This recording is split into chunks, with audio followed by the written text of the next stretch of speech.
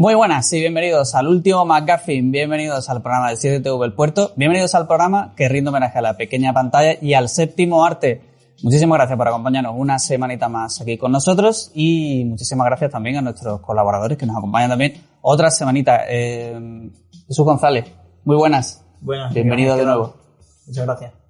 Alberto, ¿qué tal? Bien, bueno, aquí ¿Ganas ya de otra semanita más? Claro, una semana más hablando de lo que más nos gusta, que no es la selección española, precisamente. No es la selección, por desgracia, pero bueno. Jorge Jiménez, ¿qué tal? Muy bien. ¿Con ganas hoy de darle caña a los contenidos? Sí, mucho. Además, se nos acumula el trabajo. Por el ritmo que está cogiendo esto, tanto el cine como la televisión, se nos acumula el trabajo. Bueno, pues hoy una semanita más que viene con estos contenidos. En el último McGuffin de hoy, un cerdito adorable. Compramos yogurlado maldito. Un Peaky Blinder poco aseado. Bueno, pues ya en sección de noticias para comentar aquí un par de cosillas que traemos hoy y la primera de ellas es que, bueno, pues Nicolas Cage ha presentado un nuevo proyecto en el que, bueno, pues se presenta Pig, una película de Michael Sarnowski, que nos ha dejado un poquillo descolocados porque realmente es un John Wick encubierto, ya que el personaje que interpreta a Nicolas Cage, pues es un buscador de trufas al que le secuestran su cerdo y eso desencadena pues toda una escalada de violencia al más estilo John Wick. La verdad es que nos ha dejado un poco curioso, es un estilo bastante western, bastante crepuscular, bastante en esa línea de que viene ahora muy de como de Nadie, como de John Wick, y no sé si eso al final va a ser un poco la moda ahora de hacer películas en ese tono de venganza, pero con un tono un poquillo más apagaete, más raro, ¿no? De todas maneras aquí, si algo hace Nicolas Cage, nosotros lo compramos siempre del tirón, y si es lo más excéntrico o tal, pues también. No, además esa primera frase del tráiler de estoy buscando mi cerdo, alguien me lo ha robado, es como, bueno, este es el preludio ya de lo que... ¿Dónde está mi cerdo? Es que es muy loco la premisa, es decir, me secuestran a mi cerdo, te mato, ya está, no necesito más para montar. Yo creí que era el perro, o sea que esto no es más. Sí. Pero no te lo vendían como tal. Pero sí es cierto que es una nueva tendencia, ¿no? En el cine de acción, eso John Wick revolucionó un género que estaba prácticamente en caída, o no había muchos títulos, y sin embargo John Wick, al poco creo que salió también la de Atómica, me parece a mí. Cierto. Y es decir, entonces parece ser que todo esto pues viene a regenerar otra vez este género que ya digo que está un poquito así perdido en el tiempo. Por eso te digo que un poco porque John Wick ya tenemos 3 entregas, una cuarta en camino que está ya casi para salir. Hace poco la peli de Nadie, que también ha venido a revolucionar un poco este tema y este género. Y ahora con Nicolas Cage parece que tenemos otra vez de nuevo, no sé, que os atrae un poquito este proyecto. Yo tengo ganas de ver a Nicolas Cage en una película así porque viendo los últimos trabajos que ha hecho, que bueno, a cada cual más particular, ya en Mandy protagoniza una venganza bastante cruenta y bastante espectacular, aunque creo que era más un poco por el tono del terror, un poco más... Y esta, no sé, parece que tiene un tono más serio, ¿no? Más... Hombre, sí que se ve el tráiler un poquillo más asentado, ¿no? Pero eso de que Nicolas Cage persiga a gente en modo violencia porque le han secuestrado a su cerdo... No sé. Pero es cierto que no se le ve tan histriónico, ¿vale? Es decir, tú ves Mom and Dad, que hace un papel súper histriónico, The Color Out of Space, que también hace otro papel así rarísimo, El Desatado, y se le ve un poco más comedido, la verdad. Bueno, ahora dentro de nada también tiene otro estreno en el que se enfrenta a robots animatrónicos locos en un parque de atracciones, o sea que... Sí, bueno, hombre, de cada 4 películas, pues una tiene que intentar actuar normal. La parte de histriónico, ¿vale? la tenemos cubierta, eso no te preocupes. Jorge, ¿tú eres muy fan de Nicolas Cage o no le sigues mucho la pista? Bueno, sus últimos trabajos, como vosotros comentáis, está un poquito... Está pasado de rosca. Está pasado de rosca completamente, yo creo. A mí me gustan mucho estas que hicieron las parodias, similitud al tema de Indiana Jones, La Búsqueda y todas estas que eran de Disney, que me parecen 2 películas súper interesantes. Incluso la segunda coincidió con el año de Indiana Jones y me parece incluso mejor historia que la de propio Indiana Jones 4, ¿no? Pero vamos, Nicolas Cage es un tío bastante interesante, me gusta mucho La Roca, sobre todo, lo recuerdo en aquellas películas cuando hice inicios, y ahora ya, esta de Pig me parecen que va a ser un poquito de ida, pero bueno, estamos de enhorabuena los que nos gustan mucho el tema cine acción gourmet, como yo le llamo, ¿no? Con esto de John Wick, Atómica, no sé si habéis visto en Netflix la de Tyler Rake, la de que se llama Extracción, la cantidad de directores de culto que están saliendo ahora del cine de acción. Yo creo que estamos de enhorabuena otra vez porque el cine de acción Siempre cuando no lo mezclen demasiado con comedia, yo lo compro todo. Por eso es verdad que el género de acción con John Wick ha dado como un saltito, ¿no? Lo que tú dices, la acción gourmet. Yo lo llamo acción gourmet porque me parece de una calidad espectacular, ¿sabes? Si no me equivoco, el director de Tyler Rake es el director de especialistas de John Wick. Exactamente, uno de ellos. Exactamente. Sí. Y de Wright y todo este rollo que hay de películas ahora, ¿cómo se llama bueno, me acuerdo el nombre del actor británico que fue allí a hacer este tipo de películas, y es el que ha hecho la famosa serie esta de Gangs of London, Cierto. que es el action gourmet de serie de televisión de largo de la historia, ¿no? Desde mi punto de vista, ¿no? Yo creo que estamos de enhorabuena ahora con esto, y si Nicolas Cage ahora si entró en Nobody, pues esta tiene que funcionar, seguramente que funcione. Sobre todo. Hombre, hablamos un poco con Sorna sobre Nicolas Cage, pero es un tío que está haciendo 3 películas casi por año, ¿eh? Hombre, hay que pagar hipotecas, ¿no? Como solemos decir nosotros. Hay actores que hacen películas para pagar. Eso es lo que venía a hilar un poco, que está haciendo tantas películas porque este hombre se hace ya incluso pared de sí mismo, le da exactamente igual, tiene TV movies para regalar, pero que de un tiempo para acá se está haciendo cositas un poquito más curiosas. Y al final, casi que te gusta más ver a Nicolas Cage haciendo de memes suyo propio que protagonizando películas un poquito Sí, pues más. es cierto, la vena dramática, salvo Living Las Vegas, no la explotó mucho más. Y después ya vino todo el resto, hombre, La Roca, Conner. Bueno, tiene esa trilogía de Cara a Cara, La Roca y Conner, que es la trilogía de Nicolas Cage. Es Nicolas Cage. El referente del cine de acción de los 90, básicamente, a principios del 2000. Y es cierto que en los últimos tiempos pues se dedica a este tipo de productos menores, pero oye, que mira, que sus fans incondicionales la van a ver siempre. Bueno, pues vamos a ver el tráiler de Pig y así visualizamos un poquito lo que estamos comentando.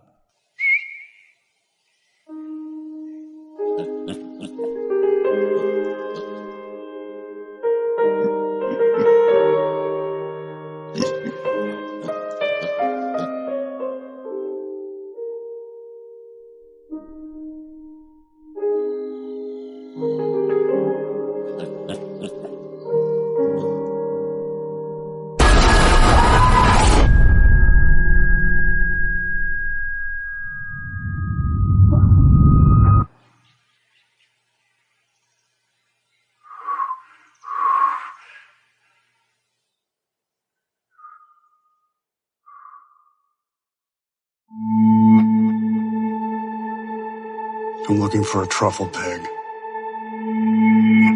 Someone stole her. I don't understand. Tell him who you are. You made the right choice, being out there in the woods. There's nothing here for you anymore. There's really nothing here for most of us. Buy yourself a new pig.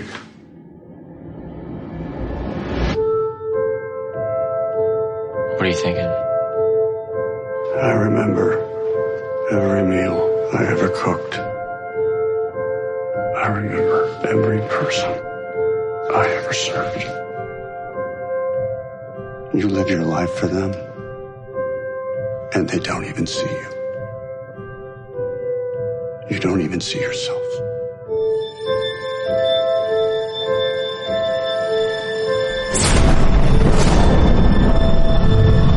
We don't get a lot of things to really care about.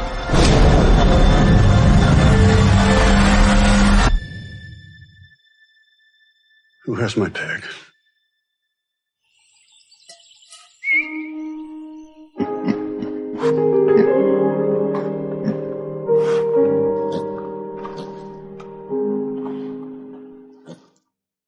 Bueno, pues seguimos comentando más cositas y hoy comentamos noticias de aquí del puerto porque se viene acercando ya el Festival de Insomnia, el Festival de Cine Fantástico de aquí del puerto de Santa María, que ya ha ido lanzando cositas, ya ha ido metiendo más noticias y bueno, pues ha anunciado cuál será su película de estreno. Host, que está dirigida por Rob Savage, fue una de las mejores películas de terror de 2020 y va a ser la película que va a inaugurar el festival, así que tenéis la oportunidad de verlo todo gratuito aquí en el puerto de Santa María. Y bueno, pues la verdad no sé si por aquí la mesa la ha visto, pero Host sí que vino a revolucionar un poco todo lo que fue 2020 porque no se estrenó en cines. Fue algo que fue rodado durante la pandemia, bastante raro, y al final sí que sorprendió a pocos y extraños. Aprovechó ese momento de reuniones por Zoom que tenía todo el mundo para hacer una película de terror de reuniones por Zoom, que yo creo que es lo que necesitaba la gente encima en ese momento.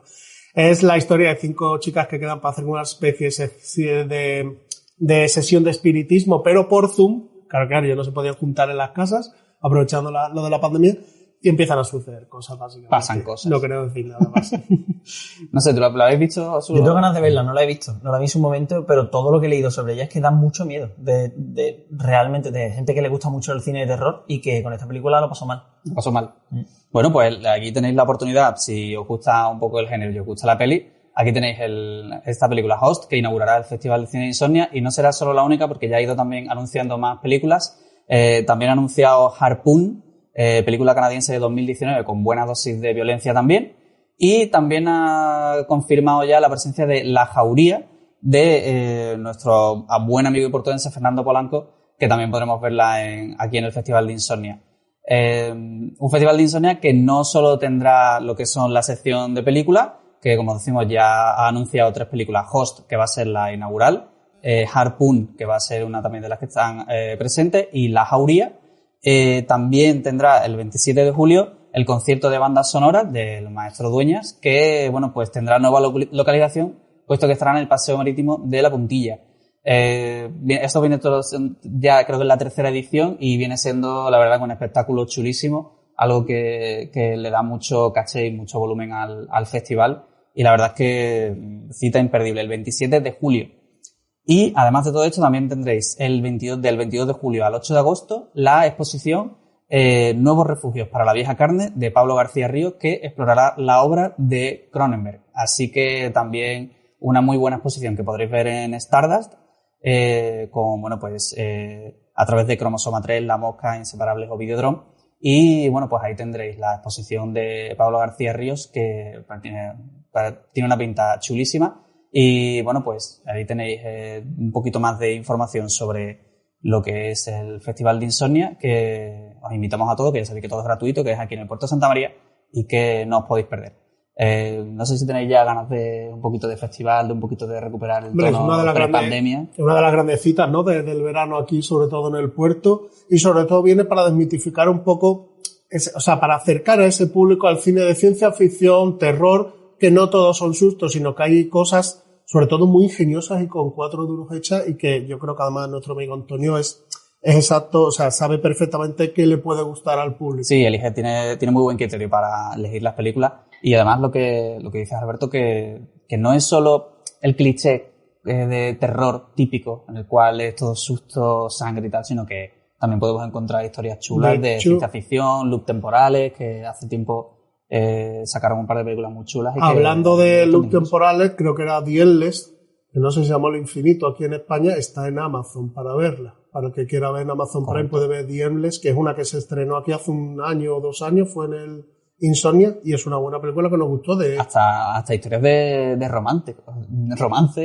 un poquito ¿cómo era? La historia de un chico que se enamoraba de una zombie, o que su novia se volvía zombie. Entonces está divertidísima, el terror muy moderno. Viene también la de One Cut of the Dead, que también, que creo que estaba hasta hace poco en el catálogo de Movistar, no sé si estará en otra plataforma. Es decir, productos que normalmente no sueles descubrir a menos que alguien te lo recomiende efusivamente, y que aquí pues lo puedes ver. También tiene espacio para películas muy clásicas como Nosferatu en su día, que incluso la pusieron conjunto a la banda sonora, y la verdad que fue un espectáculo muy chulo para un festival que va creciendo poco a poco. Esta es la 6ª edición ya, y que hombre, que merece mucho la pena que ya que se hace en nuestra ciudad, pues que le demos ese apoyo, y que por lo menos tengamos ese reconocimiento para la gente que trabaja aquí. Así que desde aquí le mandamos todo nuestro apoyo y nuestro saludo a los chicos de Insomnia, que curran muchísimo, y que bueno, pues que todo salga bien, y que allí estaremos para verlo.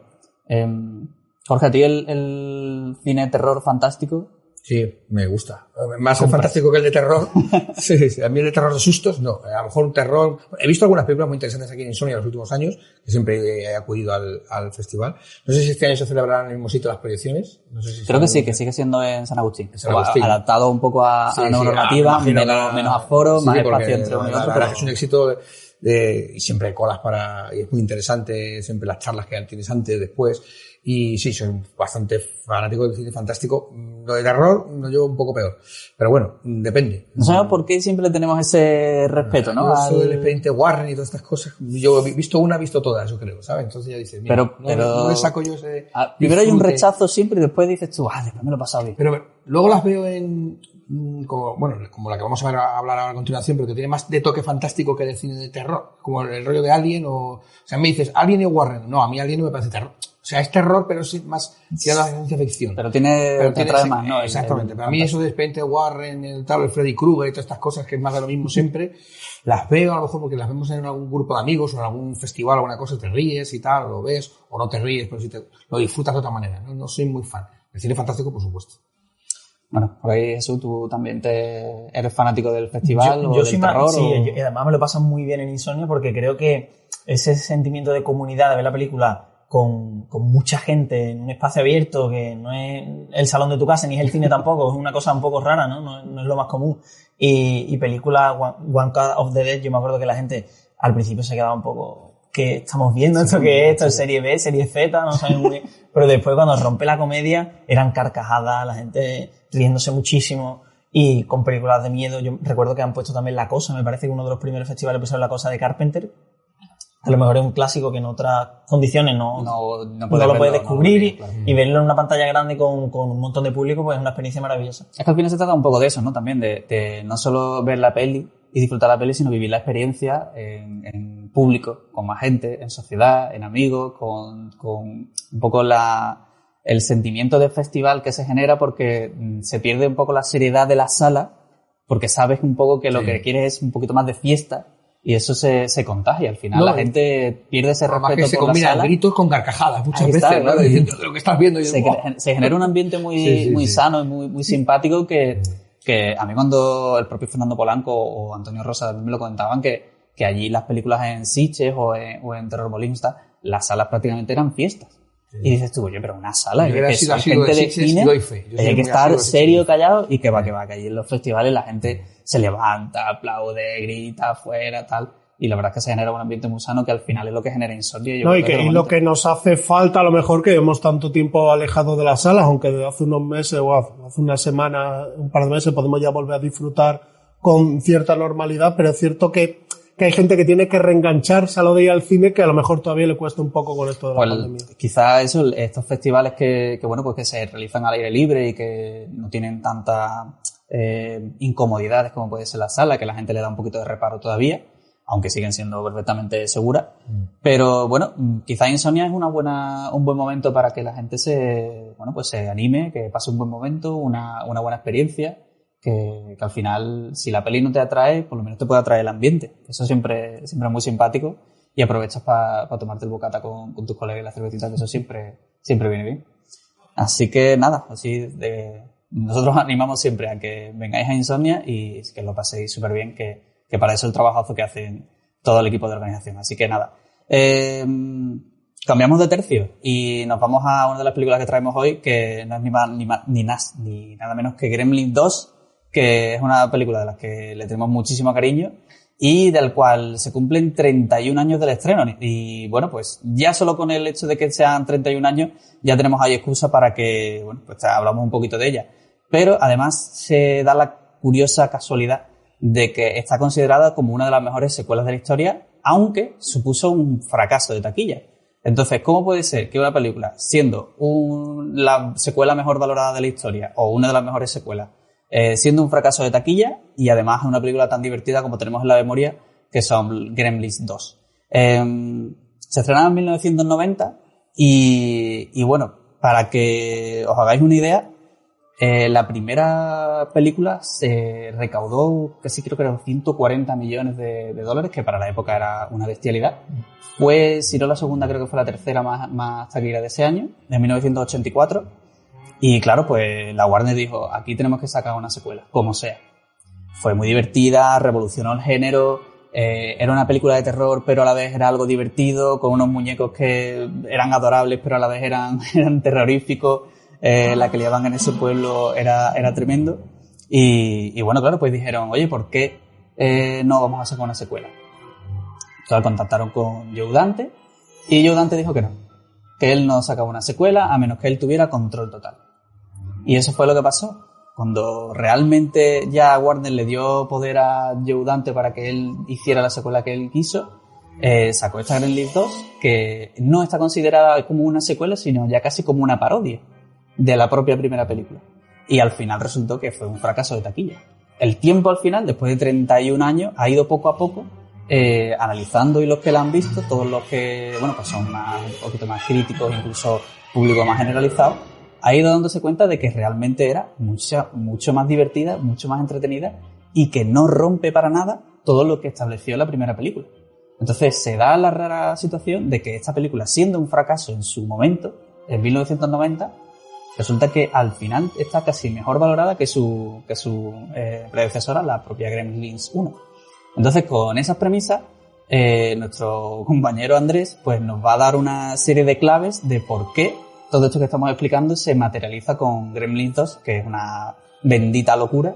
Y bueno, vamos a ver el vídeo de Andrés para que él nos cuente esos detalles y para que vosotros también entendáis por qué hay que ver Gremlins 2 desde un punto de vista mucho más diferente. Saludos amigos del último McGuffin. Hace unos días se cumplían los 31 años del estreno de Gremlins 2, una película que es insólita por ser la primera y última vez que un taquillazo de Hollywood ha tenido una secuela que es a la vez su propia parodia. Y cuando digo parodia no me refiero al tono de comedia que tenía su predecesora y que alternaba con momentos dramáticos y un crescendo que iba del suspense al terror genuino, incluyendo escenas en las que temíamos por la vida de sus protagonistas. No, cuando digo parodia me refiero a que Gremlins 2, además de suprimir el drama y el terror, apostaba por la comedia pura y dura con un tono muy satírico que en varios momentos tocaba la comedia loca tipo agárralo como puedas, llegando incluso a pitorrearse, a cachondearse de la película original en varias secuencias. ¿Qué pasa si uno de ellos come algo a las 11 en punto y se le queda un poco de comida entre los dientes? Eso, como una semilla de ajonjolí o de lo que sea, sí. Sí. Que lo traga después de medianoche. Eso no lo ha comido después de medianoche. Oiga, yo no he hecho las reglas. Gremlins 2 estaba concebida como una parodia de su original, una decisión que nos pilló a todos con el pie cambiado. Yo personalmente tenía unas ganas locas de verla y salí corriendo a la sala el día de su estreno. De hecho, corrí literalmente bajo una tormenta de verano, me resbalé, me di una costalada de cuidado, me las arreglé de alguna manera para rebotar y seguir corriendo sin detenerme, y solamente ya en la sala, viendo la película, me di cuenta de la avería que me había hecho. Nostalgias aparte, el desconcierto fue general. Gremlins 2 era una parodia de su original. No debió de ser una decisión fácil para la Warner. ¿Cómo se llegó a ella? Pues después de probar muchas cosas que no salieron. Nada más convertirse Gremlins 1 en la tercera película más taquillera del año, solamente por debajo de Cazafantasmas y del Templo Maldito, la Warner se aproximó a Joe Dante, su director, para proponerle que acometiera inmediatamente la secuela. Dante se negó, diciendo que la película había quedado bien cerrada, lo cual es verdad, que continuarla probablemente la estropearía y además él había terminado física y mentalmente agotado. Gremlins fue una película, una pesadilla logística muy difícil de hacer, con un presupuesto muy ajustado, y Dante no quiso repetir la experiencia. No tengas miedo de lo que sientes. Inmediatamente Warner inició una ronda de contactos que se alargó durante años. Se consideraron todas las variaciones posibles sobre el tema original. Mismos personajes en el mismo pueblo, mismos personajes en diferente pueblo, diferentes personajes en diferente lugar, etc. Incluyendo una versión en la que los Gremlins invadían Marte, no sabemos si con los mismos personajes o con personajes diferentes. Ninguna idea cuajó, nadie realmente veía Gremlins 2 y el proyecto quedó congelado durante años. Hasta que la Warner volvió a hablar con Joe Dante y le dijo: Joe, ¿qué necesitas para volver a hacer Gremlins? Y Joe dijo: dos cosas. Este presupuesto, aquí lo tienes, y sobre todo, lo más importante, libertad creativa total. La Warner se la concedió y así nació Gremlins 2. Dante quedó muy contento del resultado porque la película logró los objetivos que él personalmente se había marcado. La película asume riesgos, nadie puede decir que viva de las rentas de Gremlins 1. La película no estropea la original, dado que no comparten el mismo género y uno diría que ni siquiera comparten el mismo universo. El público lo tiene muy fácil para disociar la una de la otra. La película además es genuinamente divertida y la cantidad de gremlins diferentes y de animatrónicos diferentes la hacen espectacular. Y sobre todo, lo más importante, Gremlins 2 es un éxito artístico cuya naturaleza paródica requería del director un perfecto dominio del lenguaje cinematográfico. Dante prueba muchas cosas y todas ellas le salen bien. De hecho, se nota que se lo pasa en grande. Hace lo que quiere, hace gags metalingüísticos, hace bromas cinéfilas, se ríe de su propia obra y llegado a cierto momento incluso parece que la película escape a su control. O como él mismo pone en boca de uno de sus gremlins, puede ser divertido, pero no es civilizado. ¿Diría que es civilizado? No, claro que no. Divertido tal vez, pero no civilizado. Los buenos resultados no se tradujeron en cifras. La taquilla no llegó a recuperar lo invertido, aunque luego el mercado doméstico sí logró hacer algún beneficio para salvar los muebles y poco más. Normal por otro lado, porque Dante había jugado al desconcierto y el desconcierto no se lleva muy bien con el entusiasmo. Personalmente siempre disfruté Gremlins 2, aunque tardé muchos años en perdonar íntimamente la traición de Dante. Incluso últimamente, más viejo y más sabio, he aprendido a agradecerle que nos ahorrara Gremlins 2, 3, 4, temporadas 7, 8 y 9, y empiezo a pensar, os digo en confianza, que ojalá Spielberg hubiera hecho algo parecido con cierto arqueólogo después del Grial. Nada más, y ahora me quedo con estos dos buenos amigos que han venido a verme y se quedan para saber qué opináis de todo esto. Hasta el próximo MacGuffin. Es genial, la verdad es que se da una serie de situaciones, detalles, aspectos que la convierten en no solo una película súper divertida, sino en una rareza de lo que es la historia del cine. Y yo creo que, como bien ha dicho Andrés, casi irrepetible que Warner, un gran estudio, le dé esa libertad creativa a otra película, a otro director, porque en muchos casos de lo que ha pasado ahora mismo, directamente dirían, pues fuera del proyecto, vente tú a hacer mi película, que es la segunda parte de lo que yo quiero hacer. En opinión general sobre Gremlins 2, ¿qué os parece a ti, que Jesús? Que a mí me parece la anarquía narrativa total. O sea, el momento en el que el celuloide se quema y de repente dices tú, ¿qué está pasando? Antes de que se queme el celuloide, en ese momento, se cambia el doblaje de la peli. Porque la estaba viendo y de repente salta un doblaje como más latinoamericano y digo yo, ¿qué ha pasado? La paré y dice, pues está aquí, la pizza de chanto. Una rotura de la cuarta pared. Y ya, claro, no me acordaba de esa parte y me volví loquísimo con eso, porque se cambia totalmente el doblaje.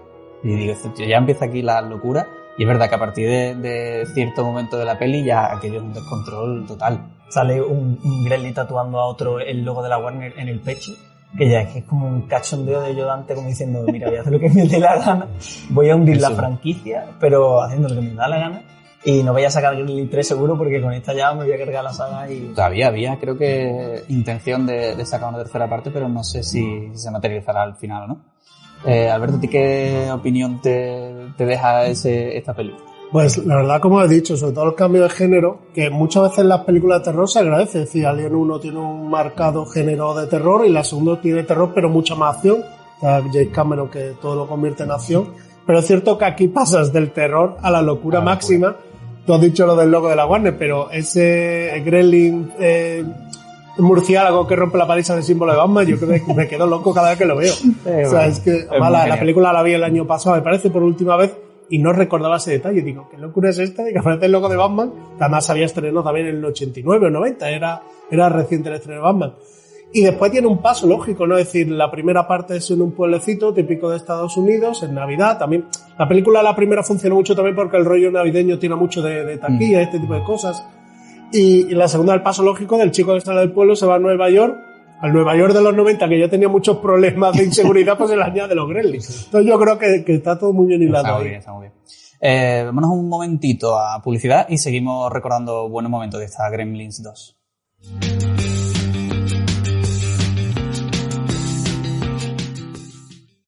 Muchas gracias por seguir con nosotros. Hoy estamos comentando Gremlins 2, una de las películas más raras que se han visto en la historia del cine y la que está considerada mejor secuela, aunque fracasara en taquilla. Y bueno, pues hemos comentado ya un par de cosillas, pero le quería preguntar a Jorge qué tal era para ti esta película, qué opinión tienes y bueno, pues si tienes alguna curiosidad. La mejor secuela, existiendo una cosa que se llama El Imperio Contraataca, eso me parece una cosa... Pero bueno, sí, es una... Para mí es casi la misma película, solo que llevada a la ciudad y exagerada, como habéis dicho antes, exagerándolo todo, con un montón de cameos, un montón de homenajes a otras películas, aprovechando el momento de éxito de Batman, aparecer ahí un murciélago haciendo con el símbolo de Batman. Es que lo del momento del murciélago está muy bien porque primero que aparece esa transformación en murciélago o gremlin murciélago y haciendo un primer plano de Christopher Lee que él hizo de Drácula. Entonces claro, se va acercando a la cámara como diciendo, esto me trae recuerdos, jugando con ese metalenguaje del propio cine y luego con el detalle del símbolo de Batman que ya te quedas como diciendo, esta gente va aquí a sobrado.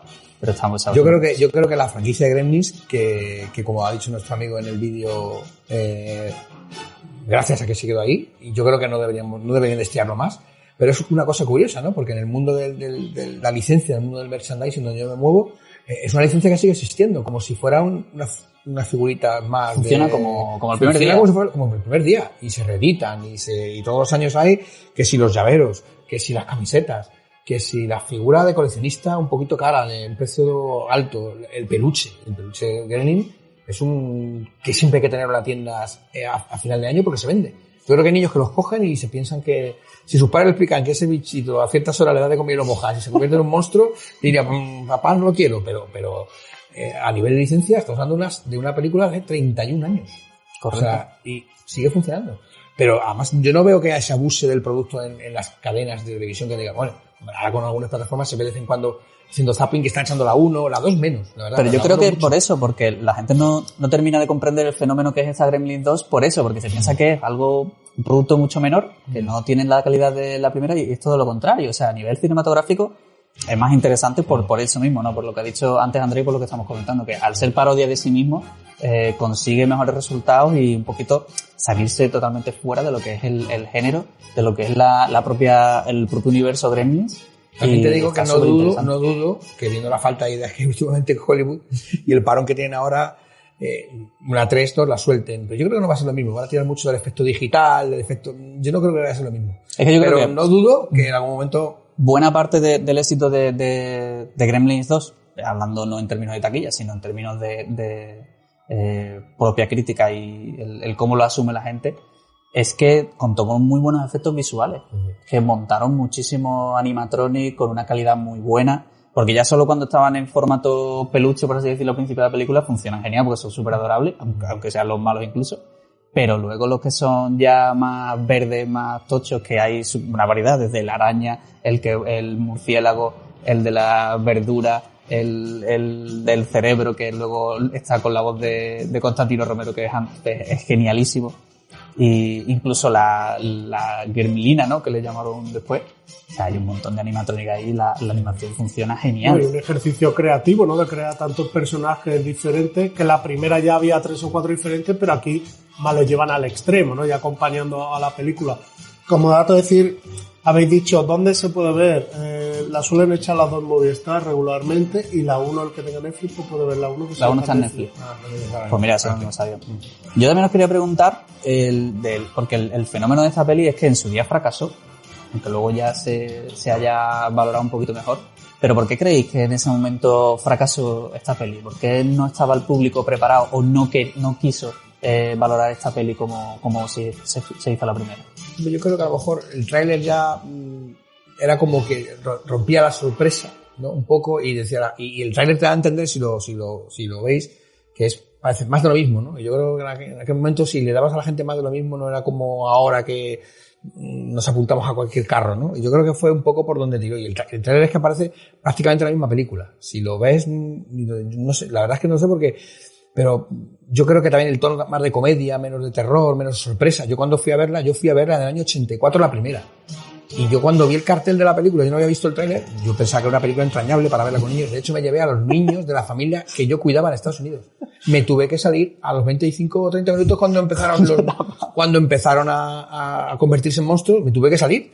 Entonces, yo creo que la sorpresa de la primera se rompió en la segunda, ¿no? Entonces, a lo mejor por gente que dijo, va a ser la primera supuso, al igual que el Templo Maldito, un cambio de la política de restricción de edad del cine, que no sabéis, el Templo Maldito cambió un poco el género, porque antes estaba o a partir de 18 y si no era para 18 no podías entrar, y esto lo cambiaron a 13.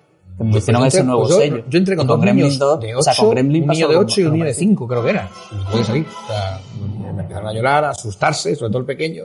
Y me tuve que salir de la sala. De aquí. No, lo que hemos dicho, ese tono navideño, que siempre ha acompañado muchas películas de Hollywood, porque era taquilla segura, tener una película de Navidad con tonos navideños. Entonces yo creo que eso ayudó. Lo que pasa es que después el giro de terror nadie se lo esperaba. Pero esta la estrenaron en verano, ¿eh?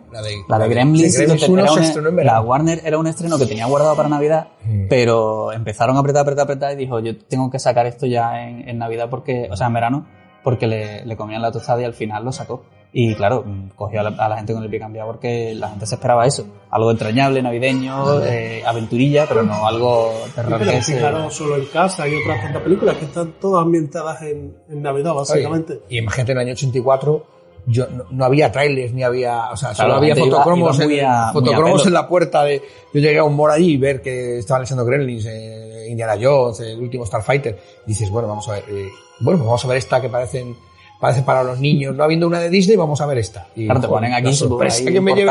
Luego tuve que volver yo el día siguiente para ver la entera, que me pareció una leche, y os han encantado los Gremlins, imagínate.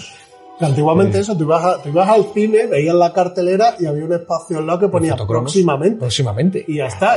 Y era la única referencia que tú tenías, básicamente. Yo quiero ver eso. Sí. ¿Por qué creéis que ahora sí que se valora mejor? ¿Creéis que ahora esto del tema de parodia, que la gente no se tome mucho en serio, la propia historia, el propio lore de la película, ahora funciona mejor y por eso ahora sí ha calado un poquito más la película? El tema del metacine, ¿no? Y la narrativa esta que es un poco... estoy hablando de mi propia película y quiero que el espectador se dé cuenta. Yo creo que eso ahora funciona mucho mejor que antes. Y es verdad que las expectativas a lo mejor de la gente en ese momento... producía Spielberg también la película, a lo mejor pensaba que también iba a ser un poco aventura familiar, siempre con el tono de terror y demás, y que le chocó mucho. De verdad que el que vea la película por primera vez ahora dirá... Llega un punto que creo que a la hora de película en la que todo se desmadra de una manera que, claro, el espectador que ha visto la 1 y se va a meter en la 2 buscando una secuela un poco continuista, se queda como diciendo que me están contando. Yo creo que hoy incluso es casi más natural empezar con la 2 y después verte la 1, porque va a ser un cambio más casi lógico que verte la 1 y esperarte ese continuismo, ¿no? Porque la verdad es que la película rompe totalmente con, bueno, lo que comentaba antes Andrés, ¿no? Que parecen películas diferentes. De hecho, yo tengo una anécdota, que es que yo Gremlins 2 la tenía en VHS, grabada de la tele, evidentemente, y claro, yo no sabía de la existencia de Gremlins 1, porque, claro, tú sabes que antes la película pues la pillaba a grabar o te la emitían de aquella manera. Y yo siempre he concebido como que la 1 era esta. Y no sabía que había otra antes. Entonces, cuando vi la 1 la he visto hace relativamente poco. También el componente nostálgico ochentero ayuda mucho a lo largo de las décadas. Mucho. Que es cierto que para ciertos productos funciona, en este caso funciona mejor. Es decir, fue un fracaso que el paso del año mejorado. Hay otras que tú tienes de pequeño que te parecen la leche esas películas cuando las ves dices tú que era pequeñito, pero bueno, tiene un huequito en tu corazón, tiene, ¿no? Sí, la verdad es que sí. No sé, por comentar así un poquito más de lo que son los detalles de las pelis y de Gremlins 2, es tan locura que incluso tiene guiños y chistes que si no te has informado un poquito más delante de la peli no los pillas, como el caso del crítico de Leonard Matling, que este fue un crítico que destripó y masacró la 1, la odiaba a muerte y fue muy famoso y Joe Dante le dijo, esta vez te vas a enterar.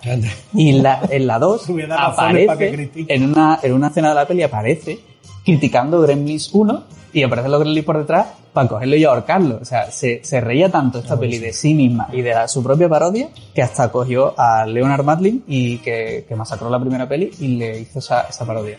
Luego también tenés cameos muy chulos como el de Hulk Hogan, el propio Jerry Goldsmith, ahí lo estamos viendo. Y que son geniales. O sea, es tan locura la película de tal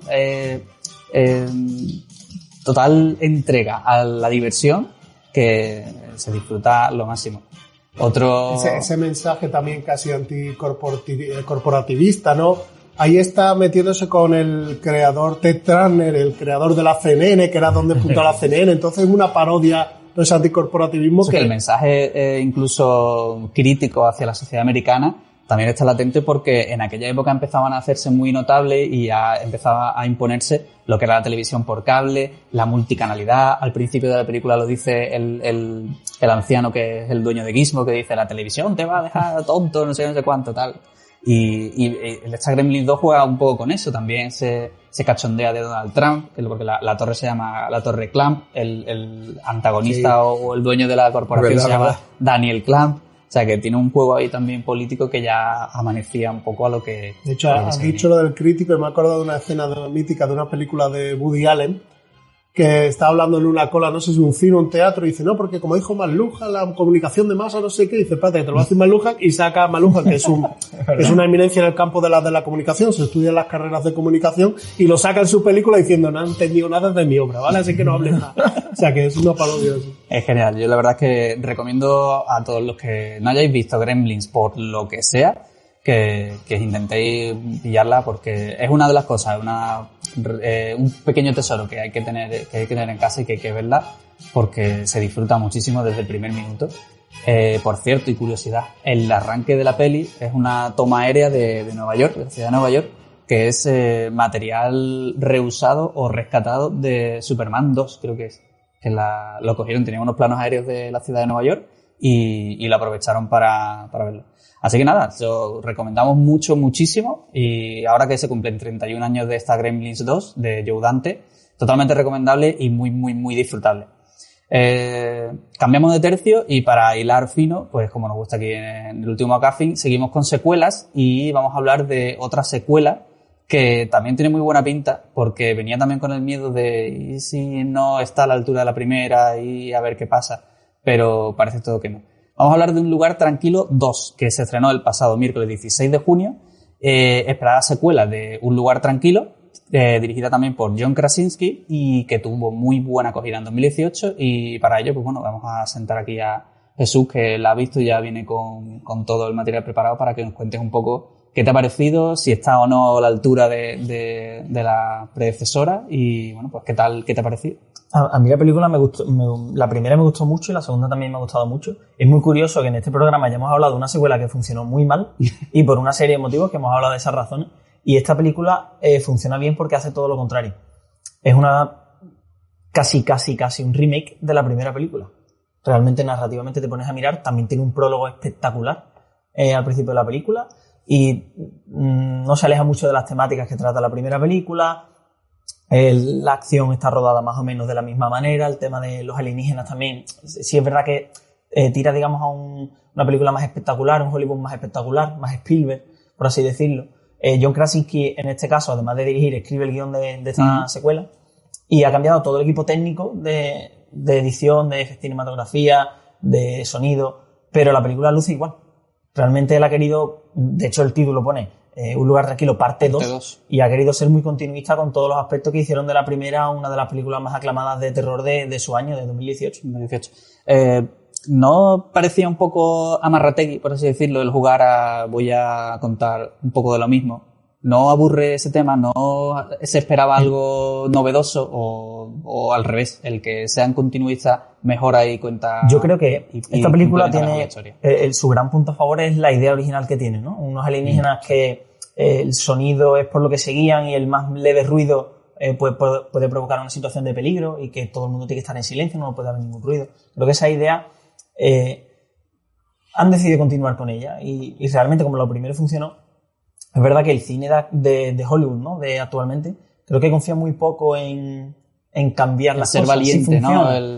Realmente que estamos viviendo una época en la que si una película triunfa, la secuela está casi confirmada al momento. De hecho, ya hay confirmado otra película del mismo universo, de Un lugar tranquilo, y hace muy poquito que se ha estrenado esta segunda parte. Así que creo que es verdad que hay un poco de miedo, ¿no? A hacer cosas nuevas o a cambiar lo que ya funciona por miedo a que pase como con Gremlins 2, que de repente todo se vaya al garete. Bueno, yo creo que gran parte del éxito que tuvo precisamente Un lugar tranquilo en 2018 fue la propuesta que hacía, ¿no? Lo que has dicho tú antes, que prácticamente la película es muda. Porque esta raza someter a la población terrícola por que atacan directamente cualquier más mínimo ruido, genera que nos encontramos una película casi muda. O sea, yo creo que hasta la hora prácticamente de la película no se escucha a los protagonistas, no se les escucha en su voz y es totalmente en una franja de sonido muy bajita, y que luego la producción de sonido es brutal. O sea, todo el género, cualquier mínimo leve detalle, ruido, pisada, se escucha perfectamente con todos sus matices, si es arena, si es un tablón, si es un tal, cualquier respiración, cualquier roce, o sea, todo ese diseño de sonido, la verdad es que ha sido súper espectacular y es muy atractivo de cara al público el hecho de que genere esa experiencia. A mí me pasó con esta primera peli que la vi hace poco y me cogió muy con el pie cambiado, porque yo me esperaba un género totalmente diferente, me lo esperaba mucho más terror y al final te encuentras con un ciencia ficción mucho más interesante. Tú que has visto las dos también y además en el cine, ¿qué te ha supuesto esa experiencia? ¿Crees que yo creo que continuista esta saga, o y si la continúan, que la van a continuar, está claro, es una experiencia para vivir en el cine, completamente. O sea, a ver, seguro en casa se ve bien porque yo he visto la primera, la he recuperado en casa y claro, y con un buen equipo de sonido y tal, porque el sonido es un protagonista más. O sea, claro. Es un protagonista más absoluto de esta película. Y Krasinski ha sido muy listo, porque como decía Jesús, ha continuado con los mismos, añadiéndole algunos ingredientes, ha continuado la narrativa de la primera parte, metiéndole la parte de precuela, explicando un poco. Aún así todavía nos debe una explicación de, porque estos bichos, todavía... se va guardando cosas, porque estos bichos llegan y se cargan a la gente directamente. O sea, no sabemos por qué están en la Tierra, porque hay cosas que desconocemos, solo que la gente vive con ese terror de que enseguida cualquier ruido los atrae para matarnos, aparentemente, porque lo que se ve son escenas muy rápidas de aniquilamientos, no se ven así ninguna escena donde además son muy letales, ¿eh? Sí, son muy letales. No hay opción casi no hay a opción, no hay así, opción. Entonces, y se entiende que, bueno, que el ejército no ha podido con ellos, que yo creo que se están guardando todavía cartas debajo de la manga para la tercera entrega. Sí, porque además la primera es en un escenario muy escueto. O sea, es decir, la granjita de esta familia y poco más. Sí, pero, no sabemos pero aquí tampoco te nada piensas de que lo amplía hay mucho. Tampoco amplía mucho. Claro, yo pensaba que iban a ir más por eso, por ampliar el escenario. Lo que está muy bien es que justo empieza, o sea, aparte de que nos cuentan un poco la precuela y meten algunos ingredientes, justo la continuación en la época actual es justo en el momento final de la 1. Que no es 5 años después, tal, no. No. Vamos a ver qué pasa, a ver a quién encontramos, a ver qué hacemos, nos tenemos que ir de aquí porque esta casa ya es un peligro, tal, y a partir de ahí empiezan a pasar cosas, ¿no? Y luego los ingredientes, que ya, bueno, pues no solo ya, digamos, los alienígenas, hay más cosas, el factor humano, el factor humano, el factor de cómo está esa gente viviendo, esa civilización cómo se ha quedado, ¿no? Las cabezas cómo se quedan, o sea, entonces, claro, a mí me pareció, ya no está el factor sorpresa de los monstruos, claro, pero sigue esos montajes de sonido que utilizan, hay 2 o 3 secuencias paralelas que ocurren, que te tienen con una tensión completamente agarrado a la butaca, y el sonido, la música de Marco Beltrami, cuando aparece contundente, a mí me ha parecido brillante también. Es que la peli juega con varios temas que a mí me gustan mucho, porque juega con el tema del abandono. O sea, tú estás totalmente aislado de tu comunidad, aunque tengas tu familia, pero estás totalmente abandonado. La falta de comunicación, que para nosotros que tenemos un poquito más de efecto profesional, el tema de no poder comunicarte bien con tu propia familia o con tus vecinos o con quien sea, te genera un conflicto interno y que la película lo traslada muy bien. Y la verdad es que está muy interesante cómo se trabaja todo eso, ¿no? Porque por mucho que te comuniques por señas, ahí hay una falta de comunicación y de poder decirle cosas y decírtelo con un tono, con un mensaje, que al final se pierde. Una de las claves temáticas de la primera película, ¿no? Que, bueno, ya podemos develar un poquito de spoiler de la primera, que ya hace unos años que se estrenó, es que la familia está sufriendo un duelo, porque perdió al niño más pequeño de la familia, y la chica, interpretada por Millicent Simmonds, que hace un papelón para mí espectacular, actúa, es una chica que además es sorda, en una familia en la que no se puede hacer ruido, ella no es consciente del ruido que puede hacer. Se crea ahí, a nivel cinematográfico, unas oportunidades para además que todo es visual. La primera película para mí es un shock muy importante porque, claro, es prácticamente muda. O sea, todo lo que ves es visual. La narrativa visual tienes que entender que no puedes hacer ruido a través de lo que estás viendo. Es espectacular. Y creo que es el problema principalmente que mueve la trama en la primera película, es que la niña se siente culpable y hay una falta de comunicación dentro de la familia y ella cree que su padre no la quiere porque por su culpa, pues... Y esta película, esta secuela, explora un poco ya cómo ella entiende el sacrificio que ha hecho su padre, cómo tiene que ahora sobrevivir en este mundo, y coge ella las riendas un poco de la trama y es la que mueve esta secuela, y para mí es protagonista absoluto. Que Emily Blunt lo hace magnífico también, además con esta badass, ¿no? Con la escopeta matando aliens. Y la narrativa visual es que sigue siendo espectacular. Hay, como dice Jorge, un montaje paralelo espectacular, que estás en tensión durante 15-20 minutos, lo alarga al máximo. Del maestro Hitchcock, este suspense con unos pocos elementos visuales, una bombona de oxígeno, el audífono, mete 2 o 3 elementos visuales. Momentos completamente sin ningún sonido, porque ella se le cae el audífono y nos hacen vivir lo que ella está viviendo en ese momento, de que está completamente perdida sin escuchar absolutamente nada.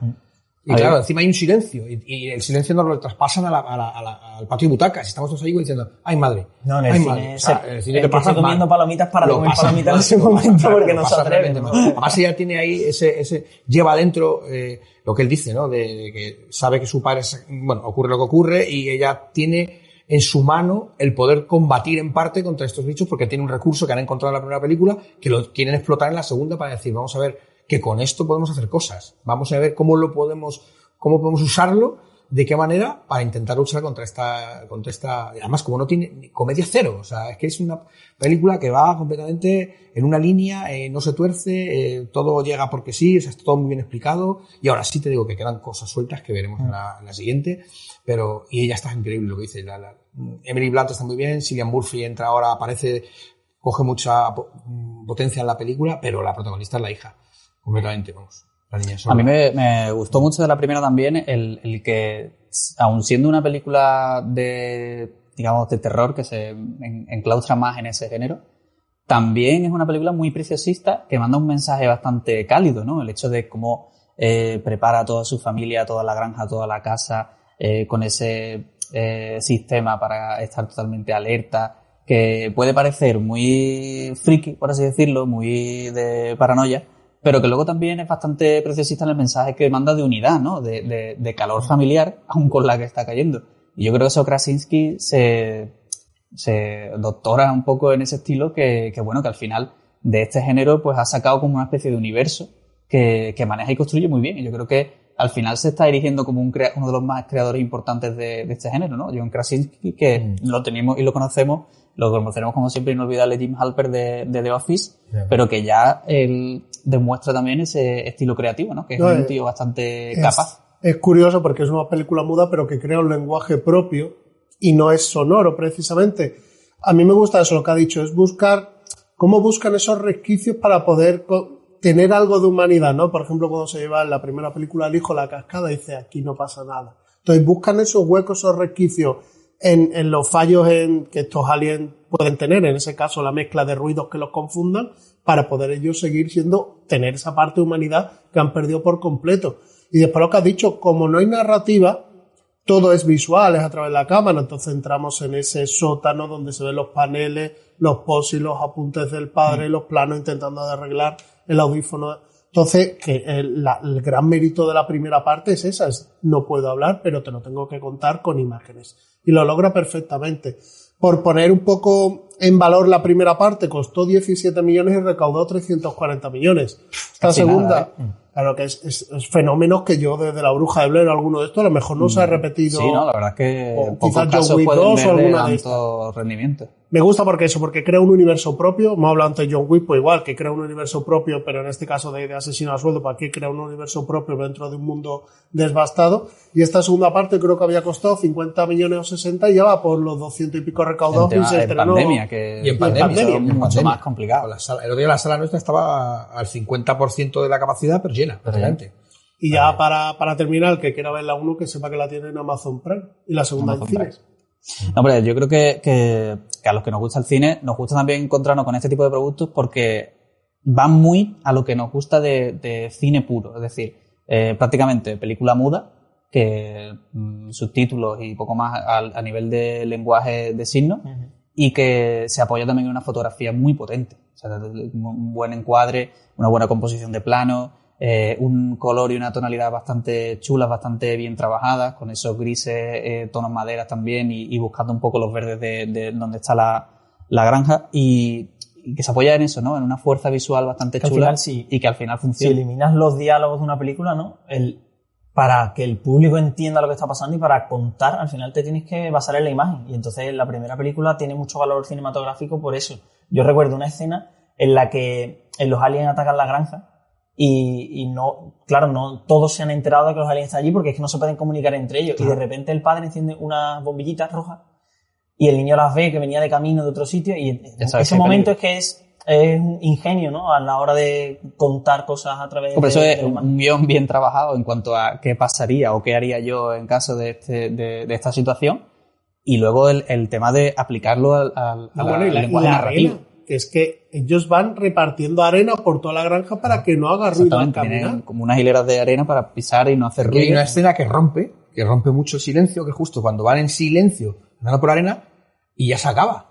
Y dices, ¿y ahora qué? Y ya lo ponen como a cámara lenta, la primera pisada. Es espectacular. Todos los matices del sonido. Sí, todos los matices. Y dices, madre mía, y a partir de aquí, ya a partir de aquí, ¿qué va a pasar? Ya tenéis que ir, tienen que bajar la velocidad de andar, todo, y a partir de ahí la aventura. Claro, si eres más lento, eres más débil, eres más vulnerable, eres más... Es que... También la cuestión actoral, en la primera película igual, hay una escena que está Emily Blunt lavando y recogiendo la ropa y todo eso parece que está rodado a cámara lenta, pero es para no hacer el más mínimo ruido. Entonces yo creo que ahí que está bien pensado, es decir, cualquier movimiento que se haga en la película está bien pensado acorde con ese universo que has creado de reglas, ¿no? Bueno, pues la verdad es que Un lugar tranquilo 2, que totalmente recomendable, una de las mejores sorpresas de este 2021 y que, pues, como hemos venido hablando de secuelas y de secuelas que honran a su propia saga, pues Gremlins 2, que se ha considerada una de las mejores secuelas, y Un lugar tranquilo 2, que también está considerada una gran secuela y que también recomendamos aquí. Nos despedimos, nos vamos ya hasta la próxima semana. Muchísimas gracias por haber estado con nosotros. Os dejamos con el tráiler de Un lugar tranquilo 2 y nos vemos el jueves que viene. Muchísimas gracias. Adiós.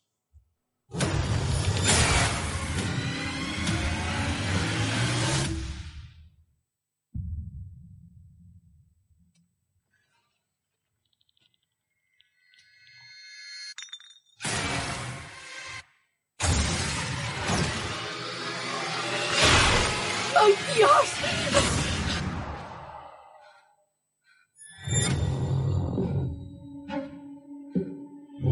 Hay personas ahí fuera que merece la pena salvar. No lo sabes, ¿verdad? Pues yo sé. Tranquila. Tranquila.